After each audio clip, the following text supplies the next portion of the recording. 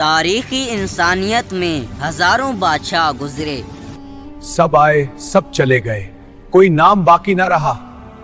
جن کے محلات سونے سے بنے، یہ محلات سونے کے تھے مگر انجام سب کا ایک ہی ہوا۔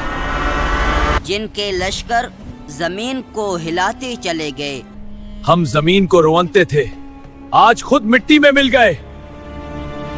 جن کے ناموں سے قومیں کانپتی تھی، اس کا نام لیتے ہی دل لرز جاتا ہے، کیا کرو کچھ سمجھ نہیں آ رہی۔ مگر وقت کے تیز دھار پہیے نے سب کو رونٹ ڈالا اور وہ سب مٹی میں مل گئے۔ ہم نے ان کے قصے سنے تھے مگر آج ان کے نام بھی بقی نہیں۔ لیکن تاریخ کے سینے میں ایک نام ایسا بھی ہے جو جتنا دبایا گیا اتنا ہی ابھرا، جسے جتنا روکا گیا اتنا ہی پھیل گیا۔ یہ نام لیتے ہی دل بیٹھنے لگتا ہے۔ وہ شخص جس نے اپنے وقت کی دو سب سے بڑی سپر پاور روم اور فارس کو اس طرح جھکایا کہ دنیا کی طاقتوں کا توازن بدل گیا۔ ہم نے کبھی سوچا بھی نہ تھا کہ ہمیں کوئی یوں ہرا دے گا۔ فارس کی صدیوں کی طاقت ایک شخص کے سامنے ٹوٹ گئی۔ اگر حیرت کی بات یہ ہے کہ وہ فاتح تھے، وہ حکمران خود فاقوں سے آشنا تھے اور ان کے کپڑوں پر پیوند لگے ہوتے تھے۔ یہ بادشاہ نہیں، ہمارے جیسا انسان لگتا ہے۔ دیکھو وہ پیوند لگے کپڑے پہنتا تھا، یہ اس کی پہچان تھی اور لوگ اس سے خوف کھاتے تھے۔ یہ اس شخص کی داستان ہے جس کے عدل سے شیر اور بکریاں ایک گھاٹ پر پانی پیتے تھے اور جس کے راستے سے شیطان بھی راستہ بدل لیتا تھا۔ میں اس کے سامنے نہیں ٹھہر سکتا۔ وہ عظیم شخصیت کون تھی؟ خلیفہ دوم حضرت عمر فاروق بن خطاب رضی اللہ تعالی عنہ تھے۔ جب عمر چلتے تھے تو باطل کانپتا تھا۔ یہ وہ وقت تھا جب نام سن کر لوگ چھپ جاتے تھے۔ عمر ابن خطاب، عمر ابن خطاب۔ حضرت عمر بن خطاب کا دور وہ آئینہ تھا جس میں دنیا نے پہلی بار دکھایا کہ اقتدار اگر امانت بن جائے تو کیسا لگتا ہے۔ ہمیں حاکم سے ڈر نہیں لگتا تھا، ہمیں اس پر یقین تھا۔ انہوں نے صرف سرحدیں ہی نہیں بڑھائیں بلکہ انسانیت کی حدود کو وسیع کیا۔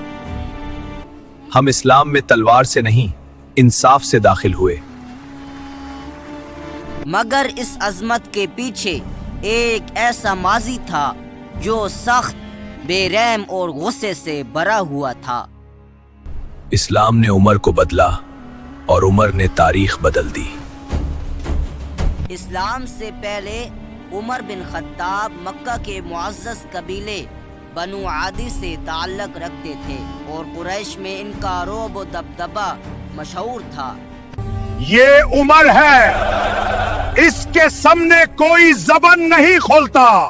قد ایسا کہ مجمع میں نمایاں ہو، آواز ایسے کہ ہجوم خاموش ہو جائے۔ دیکھو عمر آ رہا ہے، سب لوگ خاموش ہو گئے، کیسا رعب ہے۔ وہ کشتی کے ماہر، گھوڑ سواری میں بے مثال اور خطابت میں سخت تھے۔ عمر جیسا طاقتور کوئی نہیں۔ مگر اسی طاقت کے ساتھ اسلام کے لیے ان کے دل میں شدید نفرت تھی۔ یہ نیا دین ہمارے باپ دادا کے دین کو مٹا دے گا۔ نبوت کا چھٹا سال تھا، اسلام خاموشی سے پھیل رہا تھا اور یہ بات عمر کو کھولنے لگی تھی۔ آج اس فتنے کا خاتمہ ہو جائے گا۔ مگر قسمت کو کچھ اور ہی منظور تھا۔ وہ تلوار لے کر نکلے، قدم تیز، آنکھوں میں آگ، دل میں غرور۔ یا محمد رہے گا یا میں۔ راستے میں ایک شخص ملا جس نے کہا، پہلے اپنے گھر کی خبر لو، تمہاری بہن مسلمان ہو چکی ہے۔ کیا؟ میری بہن؟ गुस्से में उमर बहन के घर पहुंचे और अंदर से कुरान की आवाज आ रही थी। त्वाहा मा अंज़लना अलैकल कुरआन लितश्क़ा। गुस्सा काबू से बाहर हो गया, हाथ उठा, बहन को चोट लगी, खून बहने लगा। खून देखते ही गरूर टूट गया, दिल नरम हो गया। मुझे वो कलाम दो। जब उमर ने कुरान पढ़ा तो हर आयत दिल पर बिजली बनकर गिरी। यकीनन वो एक ही अल्लाह है, उस अल्लाह के सिवा कोई दूसरा माबूद नहीं। वो दिल जो कभी पत्थर था अब मोम हो चुका था। ये कलाम हर गुज इंसान का नहीं हो सकता।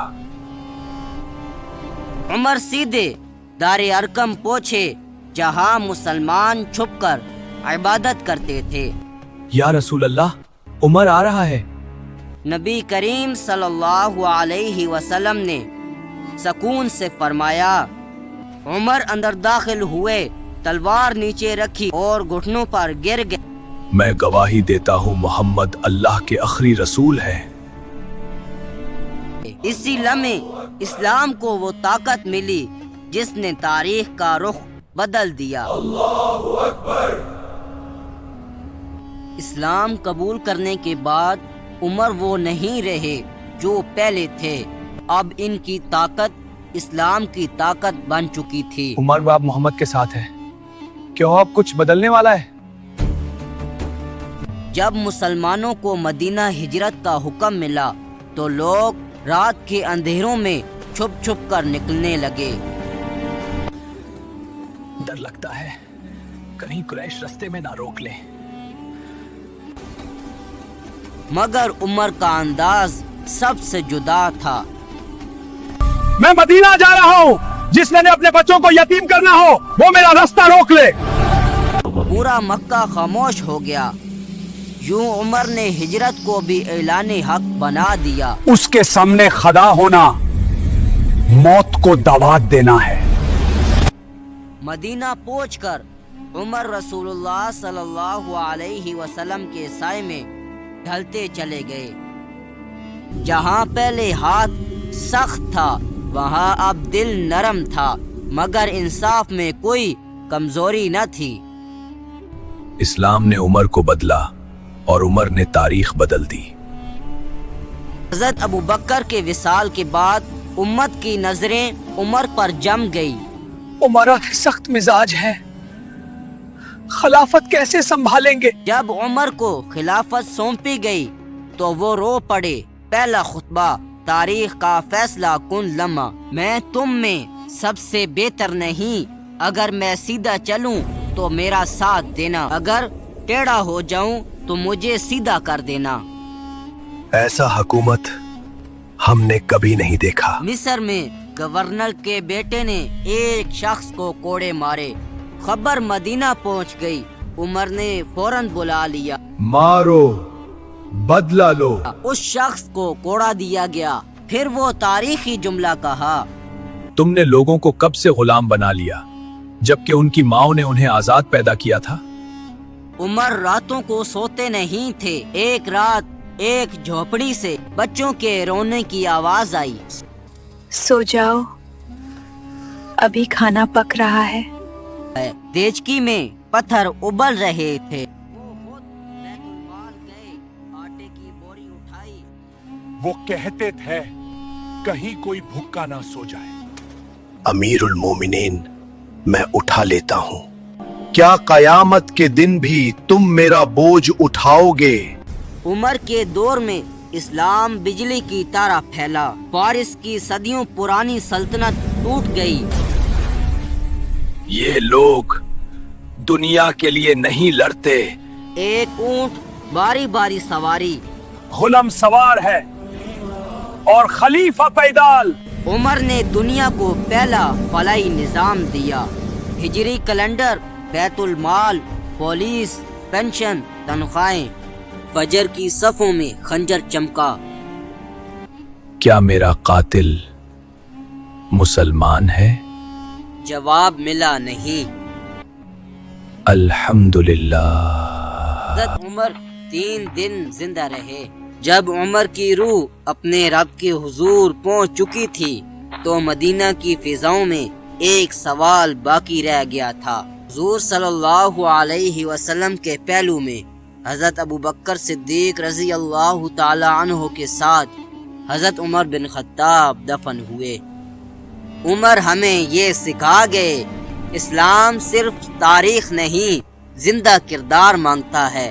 اگر ہم سچ بول ذمہ داری قبول کریں تو ہم بھی اپنے وقت کے عمر بن سکتے ہیں. اگر یہ داستان آپ کے دل کو چھو گئی ہو تو ویڈیو کو لائک کریں، چینل کو سبسکرائب کریں اور اسے شیئر کرنا مت بھولیے گا.